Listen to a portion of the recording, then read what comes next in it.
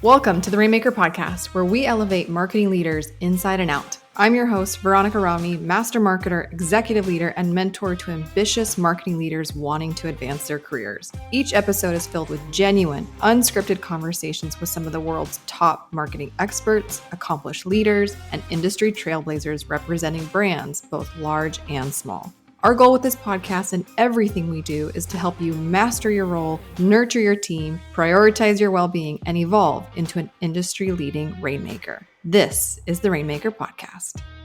Welcome back to the Rainmaker Podcast. Ooh, do we have a good one for you? We're going to actually listen in on a conversation with a Rainmaker very recently turned into her own visionary CEO. About 50% of marketers have the aspirations to one day do their own thing. And we don't know when it's going to happen. We don't know when the tap on the shoulder will happen. But for this Rainmaker, it has very recently in the last month happened. And I asked her with her permission, can we go there? Can we talk about this transition from climbing the corporate ladder, from being a marketer, manager to VP to chief in one of the hardest industries you can imagine, the skincare industry, working for celebrities, working for one of the most saturated markets in the world, to now doing her own thing, launching her own product in her way, dealing with all that comes with running your own business for the very first time. If this is you, if you one day have an aspiration to start your own business and use all that marketing knowledge for your own benefit, you're going to want to listen in on this very special episode. So without further ado, let's get into it with Amanda Thompson. Amanda, welcome to the Rainmaker Podcast. Hey, Veronica. It's so great to see you. Okay, I'm really excited to have you. Number one, let me just tell the good people how we even know each other, because this is a recent thing. You came into our ecosystem because one of the things that we do is we match marketing leaders with visionary CEOs who are wanting to not have to be their own CMO. Right. So then you came into our world, and one of my team members had a chance to kind of do a phone interview with you. They were blown away. Like, she's way overqualified. She's just like, she's brilliant. She's beautiful. She's all the things. She's Miss United States, like all the things, And she's like, she would be a really great candidate for the Rainmaker Podcast to hear her story, because she's finding herself at a really unique time in her career. So that's where we find ourselves on this podcast. And your position without the safety net is, I think, an aspiration that a lot of marketing leaders, I would say more than 50%, probably have an aspiration to do their own thing one day. Mm-hmm. And it's scary as hell. Yes. And there's a lot that goes into it. And you find yourself in this moment. And I asked for the permission. Can we talk about it? Is it too soon? You're like, let's do this. Let's do it. Let's talk about that transition for sure.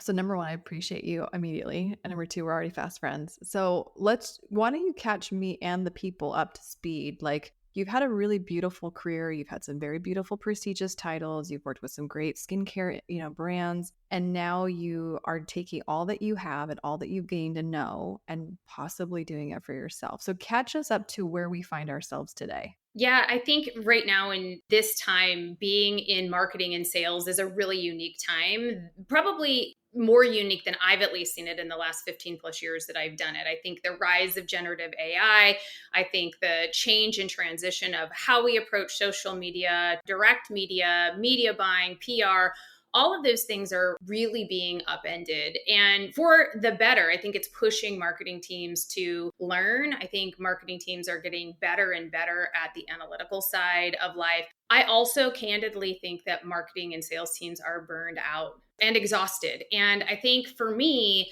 I have had, like you said, this really fabulous career, and I have always wanted to be in beauty. In fact, my mom would tell you she would remember going into our kitchen when I was a kid, and, she needed the avocados for tacos on Thursday nights, but I was making them into a hair mask or some kind of skincare treatment that I was going to use on me and my sister later. So I've always had this long fascination with skincare and beauty.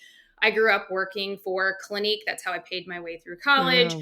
So had the chance to work for a very prestigious brand, really loved the power of sales and connection that went there, and have, again, built through this chapter in marketing as director, VP, CMO. And it's been amazing for me the last 3 years. I've worked for an emerging beauty brand. I got to launch a celebrity beauty brand, which was unlike anything I've ever done in my life. That is not for the faint of heart by any stretch of the imagination. And now, it just in this stage of life, for me, I find myself wanting to push myself to a new level. And that is to take my experience in sales and marketing and build my own brand. And it is terrifying, but it's also exciting. I think that life sets you up for all the things that you were supposed to know down the path when you do it. It doesn't make it less unnerving, I should say, but it does set you up. So I am sitting on this place. I have created and thought of a new product. I've been thinking about it actually for about a year.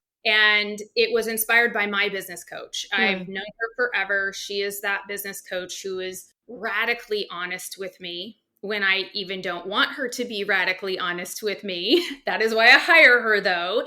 And, I was navigating through some really tough waters in my former world with a celebrity beauty brand that wasn't going as well as we had anticipated due to some external factors. And it was so interesting. She said, Amanda, I feel like you have been called here to do everything that you have done. Like you've done it. You've really have taken it to where it can go. It's time for you to do your own thing.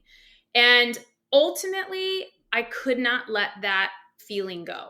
And I have long had a thought that I call it the pillow test. So if you find yourself completely thinking about something for more than 24 hours, and it's just nagging at you. I don't know if you've ever had that before, but just keeps nagging at you. And I thought, well, this is really interesting. And then my husband said, well, what if you just totally reimagined skincare? Like, oh, okay. Because, no one in this loud, noisy space of skincare has been done. Yeah. Right? Oh, okay. I'll just reimagine it. But then that didn't leave me. And so ultimately, I kept thinking about what if I could create a waterless beauty product where instead of having all of this water that we're paying for, all of this incredibly huge, bulky packaging that we're shipping all around the country, all around the world, what if I could create something where it was active ingredients and you could activate it with a few drops of warm water? So in this transition of life, a couple of my other friends, as I said, hey, I'm stepping into a new chapter. They all said to me, Veronica, the same thing. You need to do your own thing. You need to do your own thing. And if that's not a sign that you should listen, then I don't know what is. Well, okay. Number one, you're fascinating. And there's so many things to unpack. And I'm just so grateful that you're going to be a really great sport about this. Before we even turn the cameras on, just so people know, I asked you, I was like, can we go there? You're like, yeah, I don't want to cover the 95% that you're going to hear. I want the 5%, the stuff that people really want to know. I'm like, let's do this. Yeah. So there's a lot to unpack here. It's the pillow test. I love that. The pillow test. I have the 4 a.m. wake up call test. Oh. I don't know if it's just the cycles of REM or whatever that I come out or whatnot, but like at 4 a.m.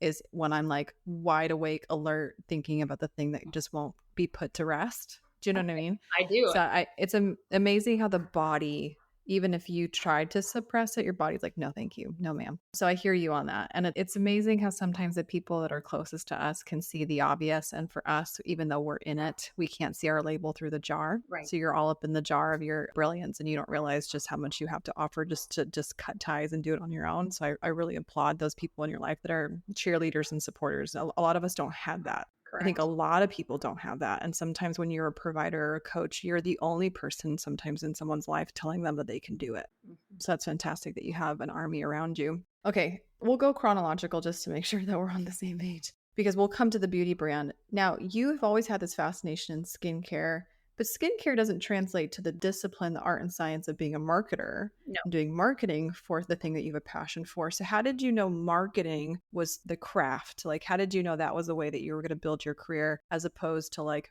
manufacturing and all the other things that you could do around skincare?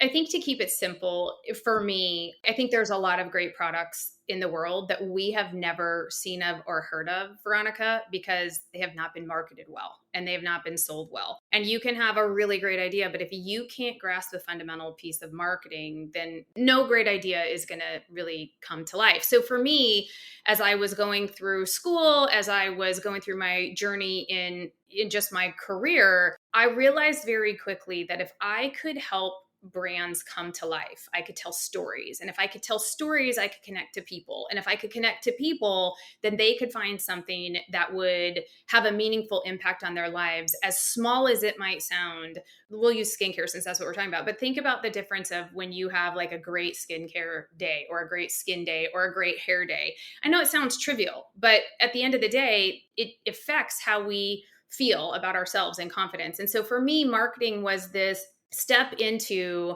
storytelling. It was this step into human curiosity of psychology. What makes me buy? What makes you buy? What makes you connect with the brand? And then this whole concept of what makes us love a brand that's viral. I'm fascinated by the human psychology behind marketing. Okay, that's my thing too. Like I remember, so I went to business school and I was like, I love math, so I'm going to do finance, I'm going to do accounting. And then I realized accounting is fake math, so I'm like, this is not fun.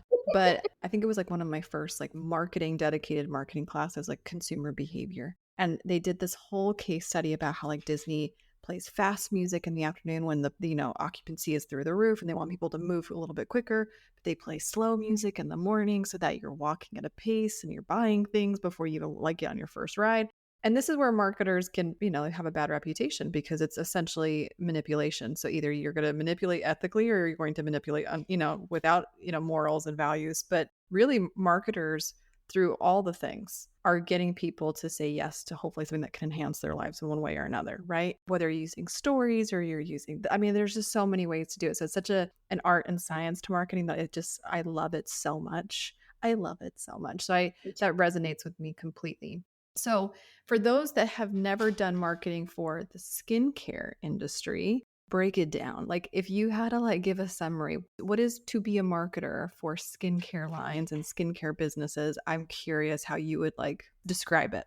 It's probably the hardest job I've ever had in my life. And I think all my girlfriends are like, oh my gosh, you're in beauty. Tell me how you got into beauty? It must be so amazing. And it is. I love it. But if you've ever watched a show like Billions or Suits and you see this kind of cutting edge world, to be noticed in beauty, you have to be incredibly on your A game. You have to be able to innovate. You have to be willing to work crazy deadlines. You have to be willing to try new things. But at the end of the day, you also have to convert and you have to sell. So it's a lot of hats. I think a lot of people think in beauty, it is fun, it is sexy. I love it. It's why I'm here. It is a lot of discipline and it is a lot of hard work. And I think that's where, when you look at marketing for skincare, because it is so noisy and it is such a competitive space, and especially in the rise of an indie brand where you see incredible new products and formulations coming to market by people who are not backed by celebrities, not backed by big products. I mean, you can look across the board in this space.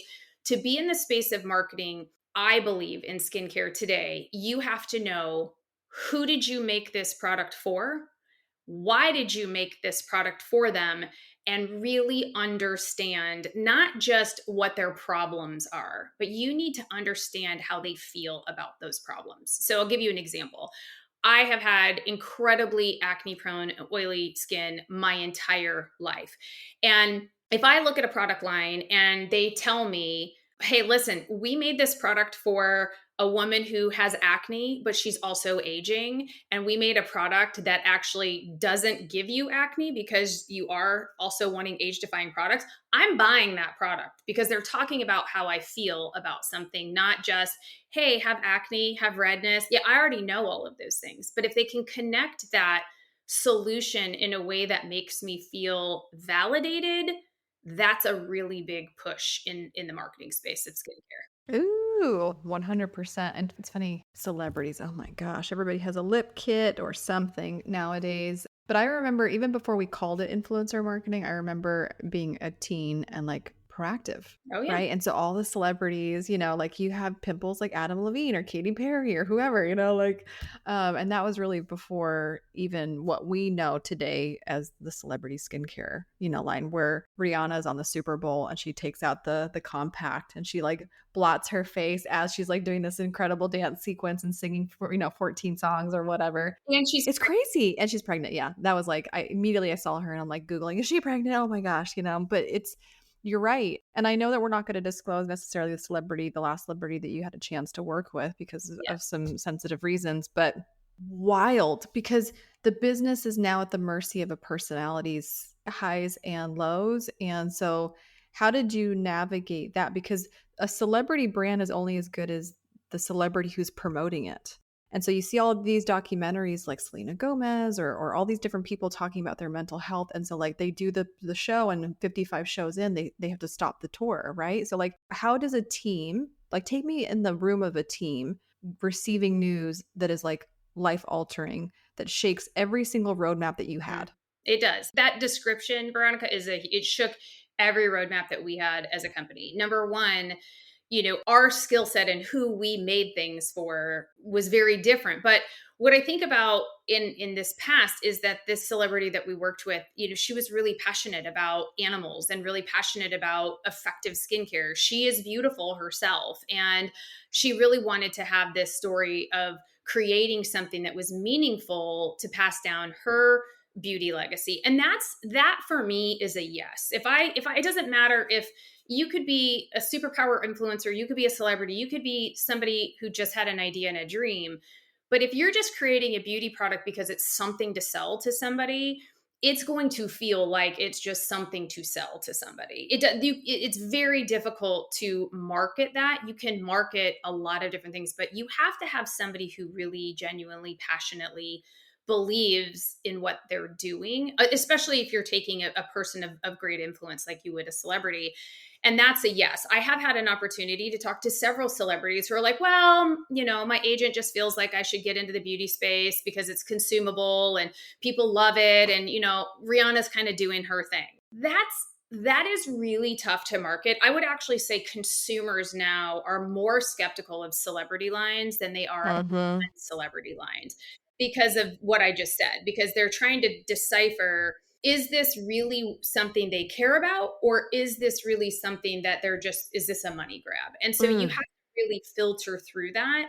I think this is true for marketing. If you look at anything on the marketing place, whether you're looking at threads or whether you're looking at TikTok or whether you're looking at more traditional media buying, are you doing it because it fits your roadmap, or are you doing it because you're just feeling like you need something else to do? Sure. And you're not necessarily thinking it through strategically. I think that's the same is true when you have a celebrity beauty brand. We're past the days of you phoning in authenticity. It just doesn't work. It really just doesn't work. And I think we can, as consumers, prospects, we can sniff it a mile away that you're like, to your point, well said, money grab, Yeah. Hey Rainmakers, it's Veronica, and we'll get back to today's episode. But before that, I have an exciting invitation for all of you aspiring, ambitious marketing leaders. If you are serious about advancing your career in marketing and you're looking for an expert to give you some personal insights, guidance, tips, then I'm going to invite you to schedule a free Pathway to Promotion call with me. This is a special one-on-one call with just you and me to discuss your current roadblocks in your career, your long-term aspirations and ambition, and the next best step for you and your personal promotion. Head to pathwaycall.com or click the link in my show notes to schedule your free Pathway to Promotion call. Now back to today's episode. Okay, so you have all of this beautiful experience. You're beautiful, everything, like just all the things, everything's working for you. You find yourself in a new situation, new season of life where you have all of these skills, this experience, and you have advisors and friends and confidants who are telling you, do the damn thing. Right. What translates over? And I'm curious because you know how to market for skincare in working for brands and working for celebrities and working for personalities. Now you're doing it for yourself. What transfers over? What does not transfer over working for what you've done to what you're planning on doing for yourself now? I'm so curious how you look at this. Yeah, I think that's a great question. I think in my past, I've been really fortunate to work with a great C-suite. I've had an incredible COO. I've had an incredible CEO team. And so I really have been able to build out my skill set of understanding not just the marketing and sales funnel, but also then the customer journey that goes behind it. I think what for me is overwhelming is you know that exists, but when you have to actually do it and you realize a whole new level of empathy for your teammates and what they did. So a great example, who do you use for your customer service platform? Who actually does customer service? Because I was listening to one of your prior podcasts and I think you were talking about the chief everything officer.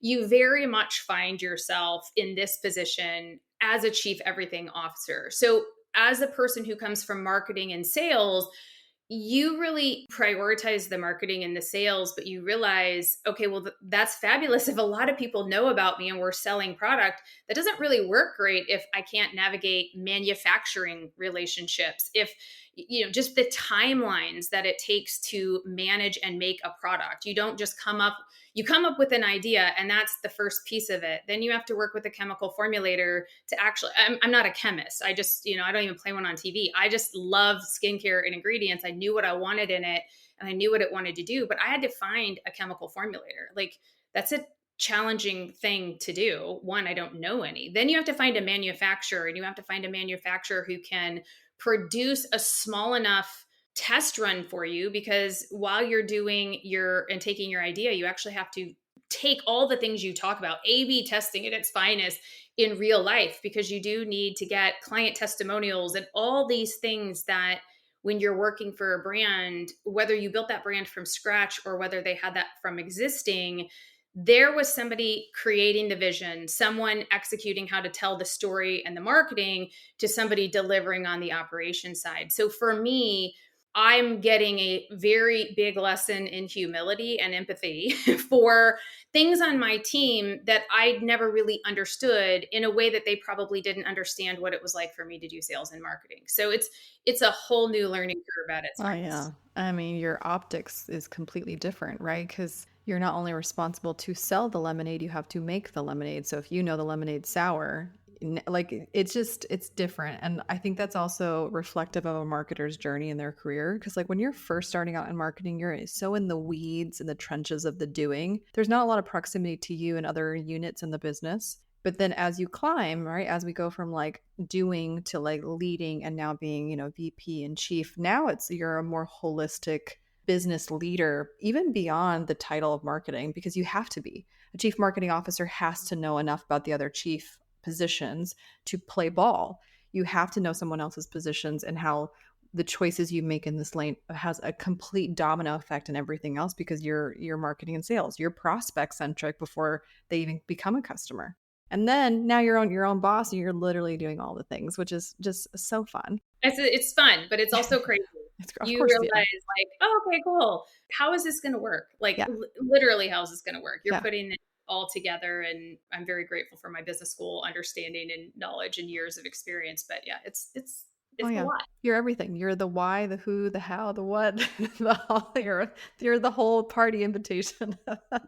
I'm going to ask you a question, and I don't want to impose on you what I personally struggled with. So I'll share something that was hard for me, because I think my parents are entrepreneurs, and I have this belief that entrepreneurs birth other entrepreneurs. I had a feeling the calling of the wild would come. I didn't know when. I couldn't predict when I'd get that tap on the shoulder, but I just had a feeling it would eventually come as a product of my upbringing. But when it did, I really struggled to own the visionary Veronica. I was so much more comfortable being, integrator, chief of, director of. I was so comfortable being the magician behind the scenes, not the magician on the stage. And part of that was because I had this narrative that in order for me to be successful on my own, I would really have to sacrifice my privacy to be a personal brand. Oh, I interesting. mean, you work with celebrities, you see literally the lifestyle sacrifices in basically pimping yourself out, Yeah. right? Literally, that's what it feels like, is some form of that. And I really struggle with that because I have two small boys that I have zero desire to put out there. I don't really care for anybody to know what I wear, what I drive, where I live, none of that. And I felt like I had to do that to have a shot at really making it. Hmm. I've since learned how to do it that's comfortable in my boundaries, but I was curious, has this come up for you? Have you had some internal conflict in this area in particular because of the nature of what you're doing, which again is the face, the skincare? Yeah, I'm comfortable both being, to your point, the magician behind the scenes, but also being the magician on the stage. I can really fluidly move in between both of those roles. And I do attribute that my success in marketing is because I started in sales and because I understood how hard marketing was working to get a lead. And I didn't want to waste all the work and effort that they had been doing. So I took their work very seriously and I worked very diligently to close that. So when I then kind of came to the front end side, I was much more empathetic of understanding when I was passing on a marketing qualified lead to become a sales qualified lead. I was very clear of that. So I was very comfortable working the front and the back. My biggest challenge, I think, for me, and again, I don't know if this is by proxy of being a woman. I don't Sure. know by proxy of the fact that I'm an Enneagram type 3 and I'm an achiever and I work really well with, a title and that recognition, like I work really well for that. And in that, I think the biggest gap and challenge for me is imposter syndrome. And I would never tell you that, Veronica. Like if you had asked me this question 6 months ago, I would never tell you I had imposter syndrome in my life because I didn't. But when you create a new product, when you create a new idea, when you're taking something that is white space and has never been done before, it's exciting, but it also means that there's white space and it's never been done before. So then you wonder to yourself, well, who am I to actually create this? Like, I'm not a chemist, I'm not a dermatologist. And that's when you need that trusted inner circle who will say, yes, but you want to know what's awesome? If dermatologists and chemical formulators could make all this great skincare, why haven't they done that yet? Why are we constantly still on the search for something? And so it does kind of help you, but then you have imposter syndrome of, well, people like my packaging. Then you have imposter syndrome of, okay, well, this is super new. Will people like the way it feels? And you know that the ingredients work, but then you wonder, okay, you push this idea out into the market. And when you're doing it for a brand, it's personal, but it's not everything. Ooh, imposter syndrome. I didn't expect you to say that, but at the same time, yeah, 100%. Because I felt it even coming up in my career. I remember the first time that somebody gave me like a proper team. I was like, what am I doing? Like, but it's also like when I took my son home from the hospital for the first time, like, who gave me a baby in the car? Whose idea was this? Honest to goodness. They checked the car seat and they're like, and on your way. I'm like, that's it? Like, you don't know if I can keep this thing alive, right? It's the same idea when somebody entrusted upon me a team for the first time. There was no formal training. I didn't know what I was doing. And the imposter syndrome comes up, or the first time you get really a prestigious title, you're like, oh, okay. Like, there's so many moments of imposter syndrome that have come up in different ways, in radically different ways. But you're 100% right. Like, even on your own, when your identity is no longer defined for you, is also the time where you're like, you focus so much on what you're not versus giving yourself credit for what you are. I think when I stepped into an executive position, and much to what you said, I got this title and I don't really actually know how I got it. It just kind of happened. Here I was, and I was like, sure, I'll do it. And what was so crazy to me is I remember walking to my meeting and I had everything ready. And I walked into this meeting and I thought that everyone in that executive, just for lack of a better out, if you want, like had their poop in a, yeah. I mean, I learned walking into that room, they don't. Nope. They were just trying to figure it out as much as I was. And I think if I was a marketing rainmaker listening to this podcast, that would be for me, if I could go back and talk to my younger self, just have that confidence, and it's okay to not have to have all the answers. And if you are a visionary, to also then understand that you don't have to have all the answers. Because I do think sometimes as the CEO, you feel like you have to know everything and what's the path and where we're going to go. And that's the benefit of having a team. And I think the benefit of what you do is pairing that marketing person with that executive visionary, because I do agree. I think they walk so tightly that you've got to be able to have that. But just imposter syndrome shows up in a really weird way. Yeah, it is. And we deal with it on the Rainmaker side. We deal it with our CEOs. Like, everybody has the curse of the imposter syndrome in different flavors, but everybody has it. And what a beautiful way to end this podcast with you giving this beautiful advice to these advancing Rainmakers, the ones that are, ambitious in their careers, and they think that they have to wait till they have enough receipts to earn the right in a room. And the truth is, no, you don't. We're all figuring it out. And here's the thing that I've come to. I mean, now I've been in my career, right? So like 15 plus years later, I've taken the stress, or I've taken the expectation that I have to have the answer off the table. The more I know, the more I realize I don't know. Oh my goodness. In all things, business, parenting, marriage, all the things. But I now have enough receipts and empirical evidence that I can be resourceful as hell. And I will figure a way out. And that has been, no one can tell me otherwise. I have proven it to myself and to anyone else around me that some way, somehow, I tend to figure it out.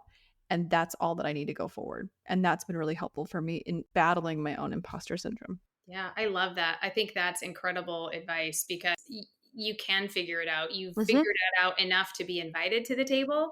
Yep. So you'll have enough to figure out how to get you through the meal and onward, to dessert. So you will have the opportunity if you will be comfortable. And I do think if you have a trusted circle or business coaches who can also help you to see that and to step into, because a lot of times you can't, and your spouse can't, and your best friend at work, you have to find that trusted circle who will always tell you the truth when it's positive, when it's not positive, and also help you say, hey, P.S. I see what you don't see in yourself. We all need somebody who will believe in us before we actually believe in ourselves. What a perfect way to end. Well, thank you, Amanda, for joining us on today's Rainmaker podcast. Thank you so much. Thank you for joining us on today's Rainmaker podcast. Marketers help other marketers. So if there's a marketer in your life who could really use a new perspective in a way that helps them advance their career, please pass this episode forward, share, leave us a review. Everything helps as we embark on helping as many marketers elevate themselves inside and out. You can always visit veronicarami.com for today's show notes, additional links to some free resources and tools for you to help you advance your career. You can always connect with us on social media at @ViaRami if you want more behind the scenes or a way for us to connect personally. Until next time, my friends, make it rain.